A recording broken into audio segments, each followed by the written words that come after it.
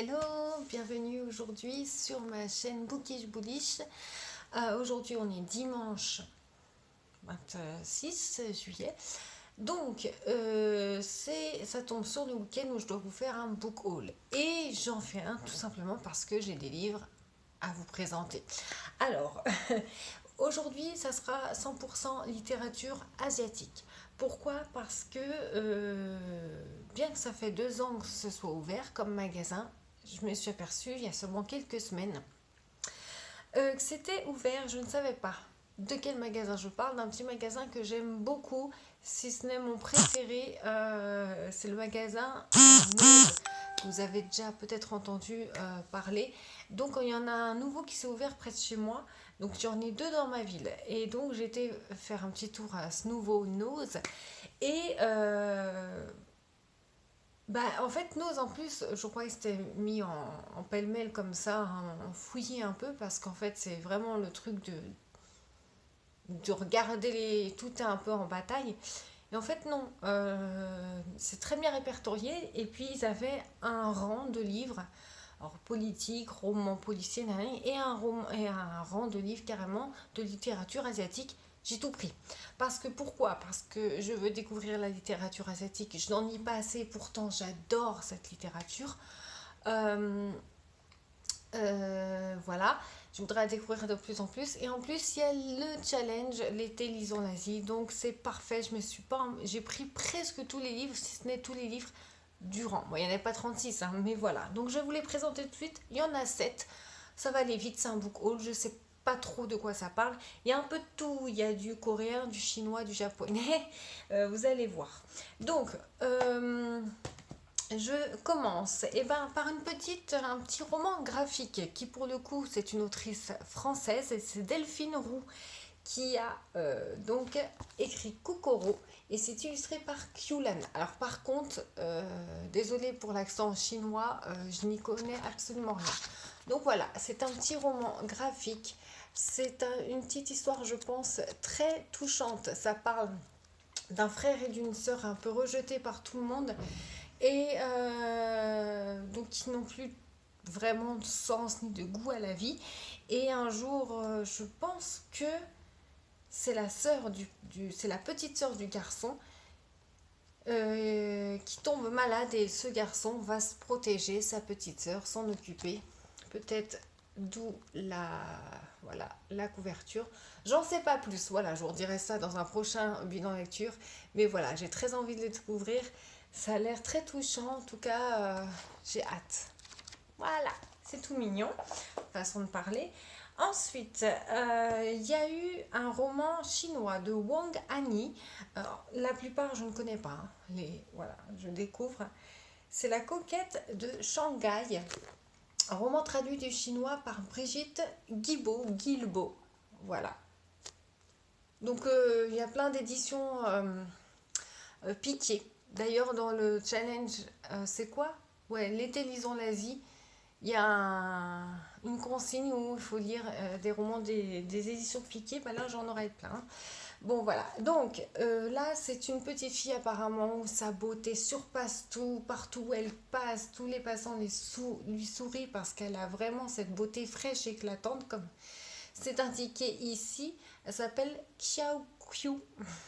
On va éviter hein, parce que les prénoms, parce que c'est pas possible. On est dans Shanghai du siècle dernier. Donc voilà. Et voilà, tout ce qu'elle traverse, toute sa beauté éclate, enfin aux yeux des gens. Et tout lui surpasse comme ça. Donc je sais pas trop, ça doit être je sais pas, ça doit être une belle petite histoire qui tourne autour de la beauté d'une petite fille, mais j'en sais pas plus. Il n'y a pas plus d'intrigue que ça, mis à part cette beauté époustouflante un peu, lunaire, lumineuse, comme ça, qui en met plein la vue à tout le monde. Donc je sais pas. Donc je pense que ça va être une très belle histoire. Après, voilà, la couverture, vous voyez, je sais pas trop ce qui s'y cache. Euh, c'est marqué aussi qu'elle est née de père inconnu. Bon, voilà. Il va y avoir une petite histoire, je pense, là-dessus. Si vous connaissez tous ces livres, dites-le moi en commentaire. Je serais ravie quand même, si vous les connaissez, d'en parler, si je les ai lus ou pas. Enfin, Dites-moi ce que vous en pensez de toute manière. Ensuite, oh, j'aurais dû quand même faire chinois. Je vais faire celui-là, mais c'est un non-fiction. C'est aussi traduit du chinois par Patricia Bateau, je vais y arriver. C'est Si la Chine était un village de Yang Hong. Voilà, très belle couverture aussi, donc toujours aux éditions Philippe Piquier. Donc, alors, j'ai cherché, mais je pense pas que ce livre soit un roman. C'est pas écrit roman déjà, et on dirait pas. Je pense que c'est une non-fiction. Je pense. Ce livre, ça nous dit que ce livre nous ouvre les portes d'un village comme des centaines de milliers d'autres en Chine. Il nous donne les clés d'une réalité habituellement dissimulée. C'est une enquête passionnante et un retour aux sources pour l'auteur qui a pris pour objet d'étude le village reculé de la plaine centrale qui l'a vu naître. Donc de toute manière, on va se balader dans ce village chinois. J'adore. Voilà. J'adore ça. Ensuite, on passe au coréen, traduit par Lim Yeong-hee et Mélanie Banel. Alors, c'est un livre de Park Young-wook, Comment ma femme s'est mariée. Alors, c'est du contemporain, toujours aux éditions Piquet. On voit la couverture. Alors, je ne sais pas pourquoi je l'ai pris. La couverture, je vous ai dit, j'ai pratiquement tout pris. Je me suis pas au prix, il y a un ose, au prix que ça coûte. J'ai pas réfléchi. Par contre, j'aurais vu la quatrième de coupe, je pense pas, je l'aurais pris d'emblée. Enfin bon, bref, ça tourne autour du football. Donc, comme c'est de la littérature asiatique, est-ce que c'est un peu métaphorique ou c'est vraiment football contemporain? Je sais pas. Écoutez, voici une comédie brillante. Alors déjà, voilà, qui est aussi une histoire d'amour résolument non conformiste. Quand un fan du Real Madrid, voilà, on y vient, on y est, plutôt conventionnel, tombe éperdument amoureux d'une fan du FC Barcelone opposée à toute relation exclusive et monogame. Il va devoir réviser toutes ses idées sur les relations de couple, inventer des solutions, comprendre l'autre, accepter de changer. Voilà, ça, je pense que ça va être une histoire d'amour autour de deux personnes avec des points de vue différents. Voilà, autour du football. Je pense que je peux passer un agréable moment. Voilà, il fait quand même 400 pages, hein, on dirait pas. 400 pages, et c'est écrit gros et c'est assez aéré et espacé. Voilà, j'ai quand même hâte. Et puis les trois que je vous présente là, je pourrais les mettre là dans ma palle pour l'été Lison l'Asie. Pourquoi je ne mets pas les autres? Parce qu'il y a aussi le challenge Dès comme ta palle, où le thème c'est le voyage, donc c'est un autre truc. Voilà, j'ai déjà ma palle de fête. Ceux-là, je les rajoute. Donc, je sais déjà pas si j'aurais.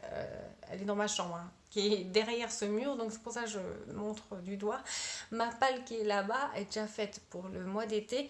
Mais l'été, disons l'Asie, finit un mois plus tard, au mois de septembre. Donc, je pense que ces trois-là que j'ai rajoutés, je les lirai à ce moment-là.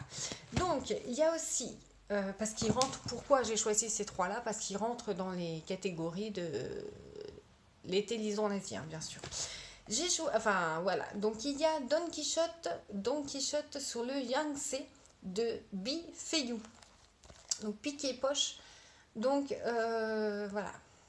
Donc c'est un tout petit livre. En plus ça tombe très bien, 160 pages. Donc roman traduit du chinois par Riam Krieger. Donc c'est un livre qui remonte aux sources d'une enfance chinoise lorsque l'auteur habitait une maison de briques et de paille dans un village comme un îlot perdu au milieu d'une immense plaine, et pas un minuscule fragment de cette vaste étendue n'échappait au travail acharné de nos corps. Voilà. Bon, je vous en dirai plus dans un bilan lecture, on n'est pas là pour ça. Si vous connaissez, vous me le dites, ça a l'air d'être encore une histoire assez touchante. Ensuite, il y a ce livre que j'ai eu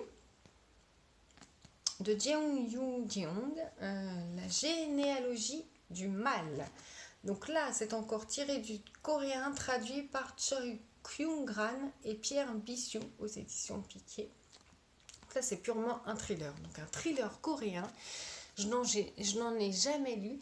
Et j'ai envie de le découvrir. Donc on a avec Yujin, 26 ans, qui se réveille un matin dans l'odeur du sang. Voilà, c'est du thriller. Hein. On a l'habitude que ça commence comme ça, d'emblée.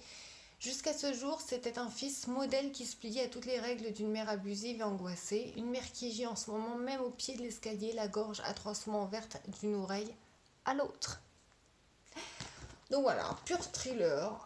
Et coréen, j'ai très... Alors, thriller, mon roman de prédilection, bon, coréen, asiatique, voilà, les deux mélangés, j'ai très envie de découvrir. Vraiment.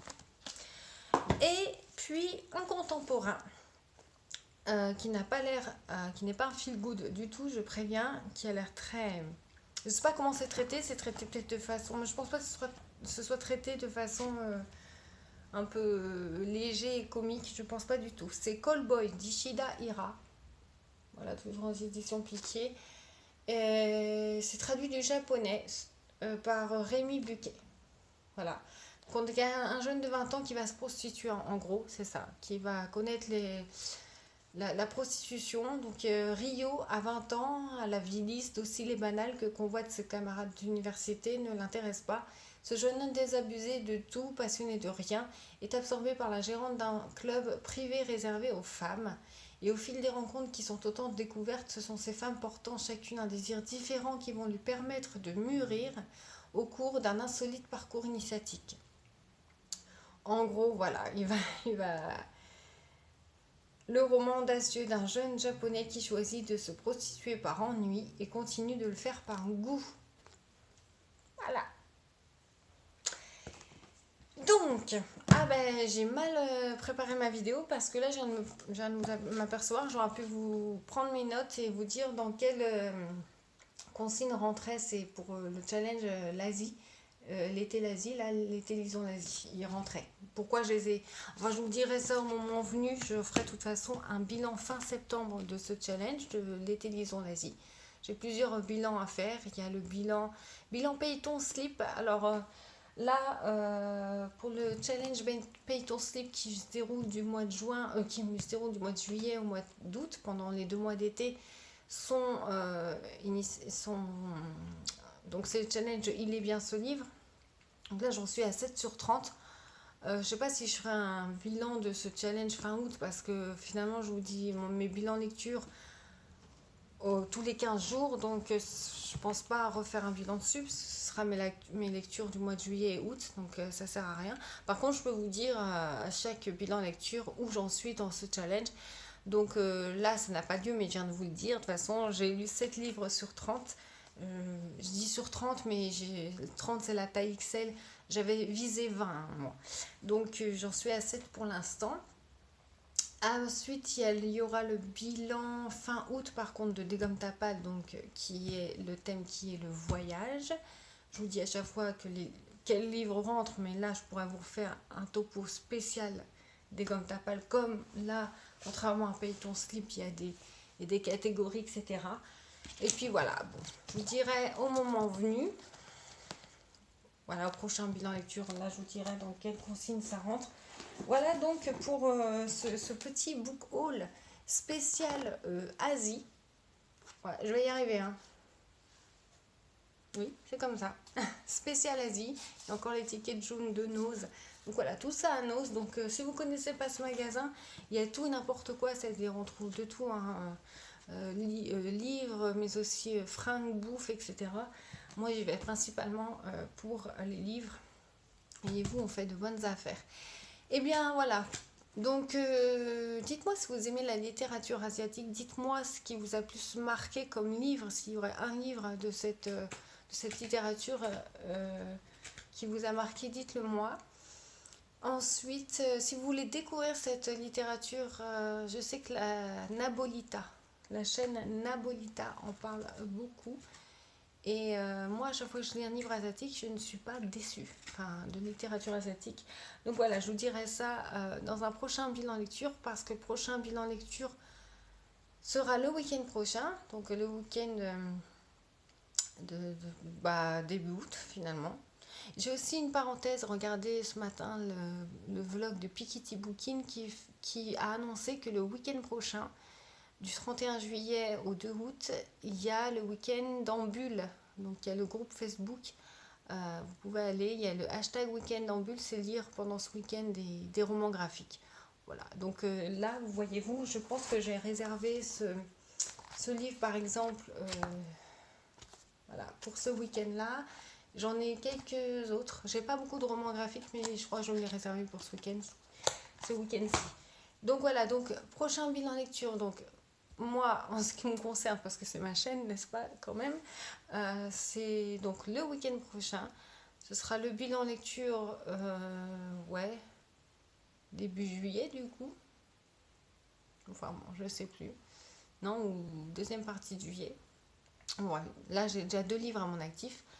Voilà, donc le week-end prochain, il y en aura sûrement 2-3, ouais, 2-3 de plus. J'aurai peut-être 5 livres à vous présenter. Et puis voilà. Et bien sur ce, je vais vous laisser.